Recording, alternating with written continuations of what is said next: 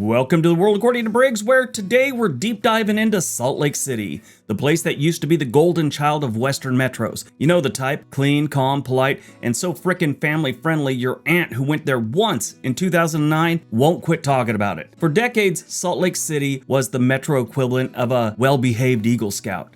But over the last decade, something shifted. And not in a cute, we got a couple hipster cafes and an urban mural way. No, it shifted in, this city has aged 40 years in one election cycle and nobody checked on it kind of way. Salt Lake City started to develop problems it never really had before. Housing shot up so fast, locals needed oxygen masks, growth exploded, crime crept in, homeless surged, air pollution thickened, and the cost of living, let's just say, you need two incomes now. A lucky charm and divine intervention to feel comfortable. Somehow the city went from a mountain paradise to a mountain panic attack. And today, we're unpacking how it happened. Let's take a look. Chapter 1, The Rise.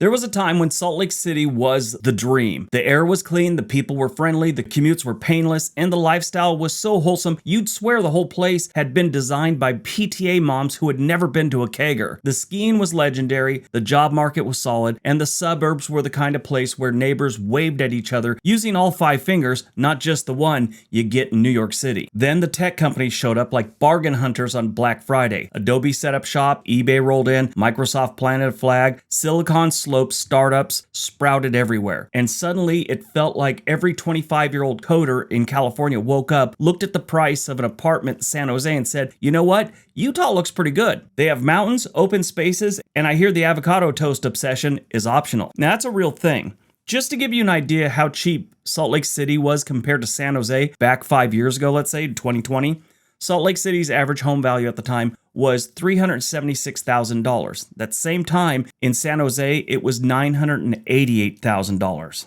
So it was a no-brainer for a lot of people. Salt Lake City boomed, wages climbed, and condos popped up faster than dandelions. Breweries, restaurants, entertainment, and all modern city bells and whistles arrived at once. Salt Lake City looked ready to become the next Denver, in a good way. Just fewer people yelling on the sidewalks. But the growth didn't slow down. It kept accelerating until the wheels started to wobble.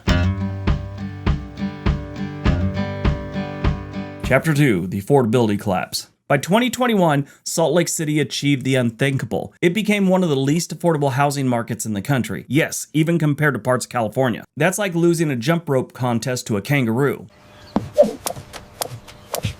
Home prices skyrocketed at light speed while wages tagged along at a brisk jog. Longtime residents suddenly found themselves priced out of neighborhoods they'd lived their entire lives in. What was once an affordable metro morphed into a place where you either had a tech salary or a roommate until you were in your late 40s. Now, a lot of people think that the boom started over 5 years ago. Actually, 2018 is when they really think it started picking up steam. Other people will argue it was much earlier, but 2018 seems to be the general consensus. Just to give you an idea of where they were and where they are, in Salt Lake City in June of 2018, the average home value was $332,000. Right now, November of 2025, it is $561,000. The suburbs like Draper, Sandy, Lehigh ballooned so fast that the locals started asking each other, how is this Utah? When did we become San Francisco's stunt double? And just when everyone thought the housing madness had peaked, Salt Lake City said, hold my root beer. While a lot of real estate markets are kind of evening out, maybe kind of flatlining right now, some are going down, Salt Lake City is predicted to keep growing over the next 3 to 5 years. Chapter 3, The Homeless Surges. Salt Lake City's homeless crisis didn't appear out of nowhere, but when it finally hit, it hit like a ton of bricks. Shelters filled, resources thinned, and the downtown area, once clean, calm, and predictable, started feeling overwhelmed. The city, which once had one of the most effective homelessness systems in the country, suddenly found itself buried under demand. The combination of rising living costs, mental health gaps, and people moving in from all over created an equation that simply couldn't be solved. Encampments grew, tension rose, downtown no longer felt like a reliable, clean-cut version of itself that locals remembered. Now, does Salt Lake City have the largest homeless population in the country? Absolutely not. But the growth is what's alarming. Utah's homelessness increased 18% in 2025, with over 4,500 individuals affected. Their average growth was about 4 to 5% most years, and the last handful of years it got up in the 8s and 9s. And then all of a sudden they get hit with 18%. Chronic homelessness rose by 36%, highlighting a need for supportive services, according to the officials. State efforts focused on prevention, affordable housing, and support for seniors and veterans. Now, this is Salt Lake County because that's how they track their homeless in Utah, by the county, not by individual cities. I know this video is focused on Salt Lake City, but with this stat, we got to go with the whole county. In case you're not from Salt Lake City, that includes West and South Jordan, Sandy, Riverton, Draper, South Salt Lake, West Valley City, and of course Salt Lake City itself.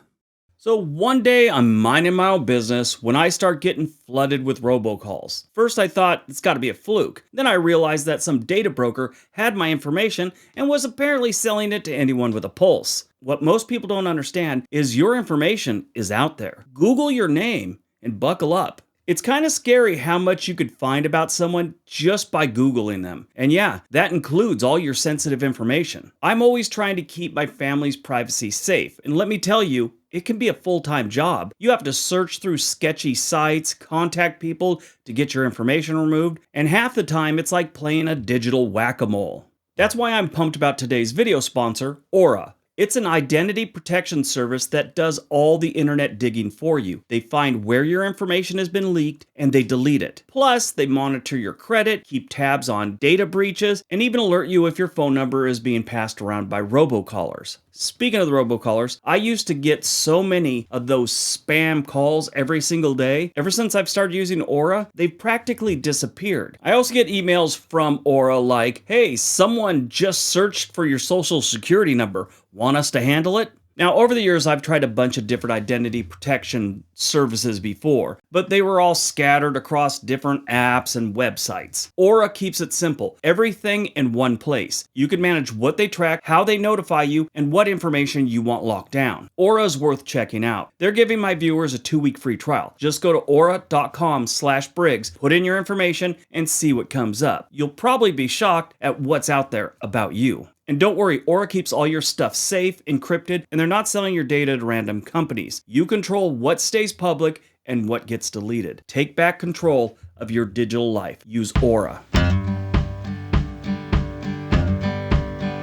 Chapter 4, The Crime. Utah has long been the state where nothing really shocking happens. But Salt Lake City began seeing an increase in violent crimes, property crime, car theft, and drug-related issues around homeless encampments. It wasn't the apocalypse, not that kind of collapse. No one's comparing it to St. Louis or Baltimore, but for Utah, the shift was jarring. Neighborhoods that once felt perfectly safe started to feel questionable. People avoided downtown at night, families scooted further out into the suburbs, and rising crime pairs with skyrocketing housing costs, people start asking, why am I paying this much money to feel stressed out? In 2015, the total crime rate in Salt Lake City was 19% above the national average. And like I've always said, that's not horrible, considering we have places like St. Louis and Memphis where the crime rate is 400% above the national average. But it was only 19% in 2015. In 2025, their total crime rate is 186% above the national average. Their murder rate in 2015 was 2.1 out of every 100,000 residents. Right now, it's 5.2. So like I said, Salt Lake City isn't a war zone and people aren't dropping off like flies, but for where it was to where it is right now, it's a lot. Chapter 5, The Traffic Nightmare. Salt Lake once had dreamlike traffic, a place where you could zip across the metro in minutes. Then the population surge happened. Suburbs expanded like they're being inflated by a leaf blower, and suddenly the roads weren't roads anymore, they were parking lots with mountain views. The I-15 corridor moves like a polite glacier. Commuters from Lehigh to Harriman can spend an hour traveling 16 miles. Every new subdivision adds thousands of cars to roads designed when the biggest local hazard was a slow-moving tractor. People moved to Salt Lake City for that ease, stress-free lifestyle. Instead, they get gridlock as a personality trait. Now, their traffic is still below the national average. The average commute time in the United States is 27 minutes. Currently, in Salt Lake City, it's around 22.5 minutes. Now, here's the thing. In 2015, it was 13 minutes. Number 6. The air. Salt Lake City's air is famous for all the wrong reasons. Thanks to its bowl-shaped geography, pollution settles in during winter and refuses to leave until spring. The inversion rolls in like a toxic house guest, filling the valley with smog thick enough to make your lungs file a complaint. Parents tell their kids not to play outside, schools hand out warnings, doctors sigh deeply, the view of the mountains becomes depressing in a gray haze. The air used to be an occasional annoyance, now it's a reoccurring villain. Currently, Salt Lake City's air quality is ranked 25th in the nation. That includes Salt Lake City, Provo, and Orem. In 2015, they were ranked 41st in the nation out of the top 150 cities. Chapter 7. The Great Salt Lake is draining. Then there's the Great Salt Lake, shrinking like it's trying to escape a conversation. Years of drought, overuse, and climate impacts have pulled the waterline back so far that the lake's exposed bed is now a potential source of a toxic dust storm. Yes, actual arsenic-flavored storms drifting into the city. It doesn't stop there. Wildlife depend on the lake. Snowpack depends on the lake. Ski season depends on the lake. Everything depends on the lake, and the lake is waving a white flag. I'm sure some people, when they first got here in the 1800s, had come to the lake, thought they found a lake, tested the water, it was salty, and thought, we found the ocean. So they named their city after this amazing lake in the middle of the desert. And soon there's a potential it will be gone.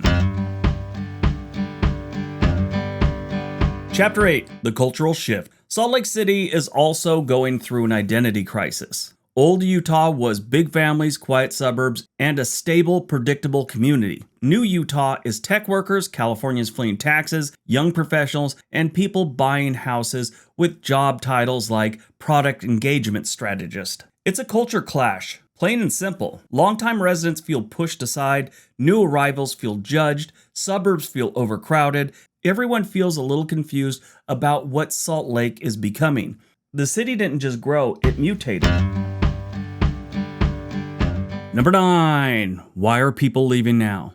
Salt Lake City is still beautiful, still fun, still full of opportunity. But when housing becomes unaffordable, traffic becomes unbearable, crime ticks upward, homelessness worsens, the air becomes hazardous, and the lake starts disappearing, people consider their options. It's not that they hate the city, it's that the lifestyle Salt Lake City once promised is becoming harder to achieve. Now, this video isn't bashing Salt Lake City. I'm just bringing the fact that it's changing. Is Salt Lake City the worst state we have? Absolutely not. Nowhere near it. Was it better 10 years ago? Was it better 5 years ago? I think so. Statistically, it definitely was. And that's how Salt Lake City went from a calm mountain paradise to a stressed out boomtown begging for a breather. It's still a great place. Just a great place going through a midlife crisis. Hopefully, the right planning and maybe a giant air purifier the size of Wyoming can put it back on track. So which of Salt Lake City's problems do you think is the biggest problem? Let me know in the comment section below. And maybe watch one of the 2 videos being suggested right now. Everybody have a great day. Be nice to each other.